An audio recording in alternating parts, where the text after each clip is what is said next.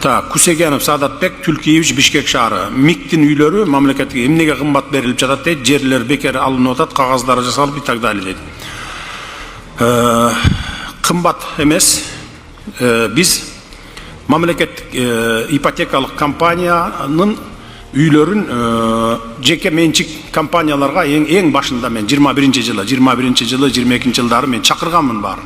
Жеке менчик компанияларды жана курулуш компанияларын чогултуп туруп, келгиле, салып бергиле, $600 700-гө чейин көтөрүп берейин, салып бергиле дегенде бардыгы мындай күлүп шылдыңдагансып кеткен, салбай койгон. Жок, биз бул суммага сала албайбыз, 1000ге чейин салабыз деп. Квадрат метрин под ключ деп коет. Анан айлабыз кеткенде анан биз мамлекеттик компания Кыргызстройсервис деп ачып, анан кийин дагы бир эки фирма салып беребиз деп, ошолорго квадрат метрин бүгүнкү күндө Карабалтадан биягы Кеминге чейин Чүй долина менен Бишкекти $700 квадрат метрин под ключ салып туруп мамлекеттик ипотекалык компанияга берет.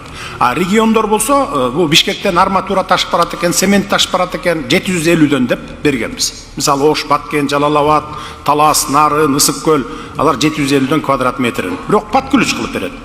А мамлекеттик ипотекалык компания, мисалы мынакей могу жерде Мурас конушун бүтөбүз, эмди ушу келе жаткан жылы Кудай буйрса бүтүп, жалпысынан тапшырабыз.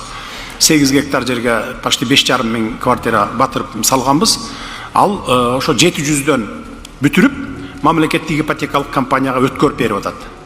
А мамлекеттик ипотекалык компания 950дөн квадрат метрин 950дөн берип атабы? 950 ажар. 950дөн 25 жылга берип атабыз. Алдын ала төлөмү жок. Мурункудай 30%-ын алдын ала төлө, анан калганын 10 жыл деген жок. 25 жылга киресиң, киргенден баштап төлөп баштайсың. Эмне үчүн $250 үстүнө кошуп атат ГИК? Бул бирөөнүн чөнтөгүнө түшүп аткан жок. Мамлекеттик компаниянын чөнтөгүнө түшүп атат. Анткени 25 жылда инфляция деген болот да. Жейт да. Ошон үчүн ошол $250 азыр кошулган акча ошол инфляцияны хотя бы жапсын деген сөз. Бул эми мамлекеттик программа, элге жасалган программа да. Анан анча-мынча мамлекеттик компания кошуш керек да, кошуш керек. Ошон үчүн мамлекеттик компания бүгүнкү күндөгү уставной капиталын эле биз $1 миллиард чыгардык мына. 87 миллиард сомго. Мурда 10 миллион сом болчу. $100 миң беле, 10 миллион сом болчу. 20-жылы, 21-жылы. Анан азыр мына $1 миллиард чыкты уставной капиталы. Эми келаткан жылы дагы мамлекеттен жардам беребиз. Дагы бир 1 миллиарддын тегерегинде уставной капитал болот. Ошондо 2 миллиардка жетет булардын уставной капиталы. Барып бир аз убакыттан кийин. Ошондон кийин биз мамлекеттик ипотекалык компанияга акча бербейбиз. Булар ошол 2 миллиард менен эле элди үй менен камсыз кыла баштайт. Азыр областтардын центрларынан Бишкек, Оштон чыга албай атпайбызбы? Бүтөбүз. Жакында бүтүп, аяктан чыккандан кийин кичи шаарларга өтөбүз. 32-33 шаарга чейин, жана кичи шаарларга. Анан 44 райондун борборлоруна чейин түшөбүз. Андан жүрүп отуруп, анан кийин айылдарга чейин барабыз. Жана айылда да кеп кылды ипотекалык үйлөрдү салып бергиле деп. Колдон келсе айылдарга дагы 3 этажбы, 5 этажбы бай сейсмикалык немесине жараша салабыз. Ага бир 30-жылдары жетип калабыз го деп ойлоп болжолдоп турам да. Ошон үчүн жанакы чыдап кичине күтүп туруш керек.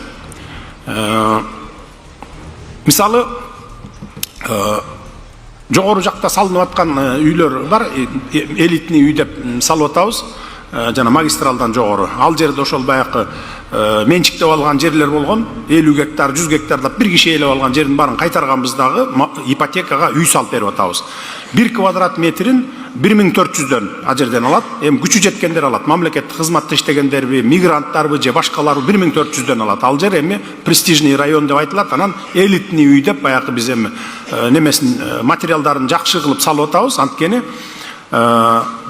ал жердики дагы ошо мамлекеттик компанияга түшөт, үстүнө кошуп атабыз. Албетте баякы 700дөн өйдөрөк салынып атат болуш керек, ал жердики баякы неме болгон үчүн. Анан бирок калган ортодогусу мамлекеттик компанияга түшөт. Ошол эле жерде жеке менчиктер салып атат, мисалы. Жеке менчиктер $2 миң берип атат. ИТО ал деген жана ПСО деп коет го, под ПСО деп тиги өзүңдү ичин жасалгалап аласың. $2 миң. А биз жасалгасы менен даяр кирип эле жашаганга 1400. Бул эми мамлекеттик программа болгондойн деп. Жана айтып атпайбы, жер бекер берилип атат го деп. Туура.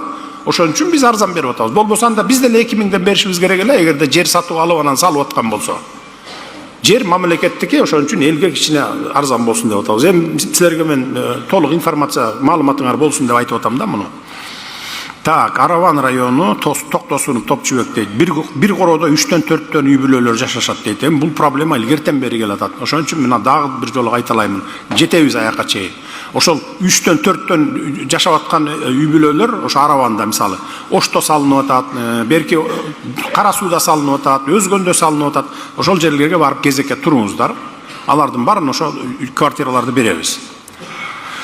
Так, мигранттар боюнча айттым, мигранттар боюнча жанакы элдик банк иштеп атпайбы силер менен? Билесиңер да, кабарыңар бар. Мен Москвага жибергенмин, анда Алмамбет Шыкмаматов жетектеп турду эле ГИКти. Банк өкөнү жиберип, Москвадан мигранттар менен жолугуп, анан азыр ушу мигранттар шот ачып алып, ошо банк менен иштеп атышат. Мисалы, өзүнүн акчасы жетпей калса, мисалы, жарымын төлөп алып атышат, алар жарымын төлөп алганга. Өзүнүн акчасы жетпесе, банк аган баягы без залога акча берет. Залогу жок эле акча берет. Мынакей деп туруп, өзүндө бир 10 000 доллар болсо, дагы 10 000 долларды кошуп туруп берет да, ме барып алдын ала төлөп жарымын ал дейт. Ошол квартираны эле банкка залогко коюп коет. Мына ушундай жолдор бар да, эми банк менен иштесеңер, мигранттар ал банктар толугун айтып берет мындай. Майда чүйдөсүнө чейин. Нуралиев Абдулбахап Токтоназарович, Майлы суу шаары лампа заводу жакшы иштебей калды деп атат. Biz өткөндө бул боюнча жарым жыл мурун иштегенбиз, өкмөт 1 миллиард сом бердик белек кредит, эсимде болсо керек. Адылбек Алешевич, канча бердик эле? 1 миллиард сом бюджет кредит берилген, бирок мына жакында эле бир отурумду өткөрдүм. Аны уставдык капиталга бермей болдук. То есть кайтарымы жок, уставный капитал. Мына 1 миллиард сом бердик жакында эле ага. Biz ayttıganımız öldürбөй ушуну тирилтип, жандантып, өнүктүрүп кеткиле деп. Бая мамлекеттик компаниялар өзү негизи жакшы иштечү эмес да буга чейин. Банкрот кылып туруп анан жеке менчикке сатылып кетчү баары тең. Биз азыр кайра наоборот жандандырып атабыз аны. Кудай буйрса эми иштеп кетет го деп ойлойбуз. Эми 1 миллиард сом менен иштете албаса анда ал өлүк адам да, өлүк жетекчи болот анда.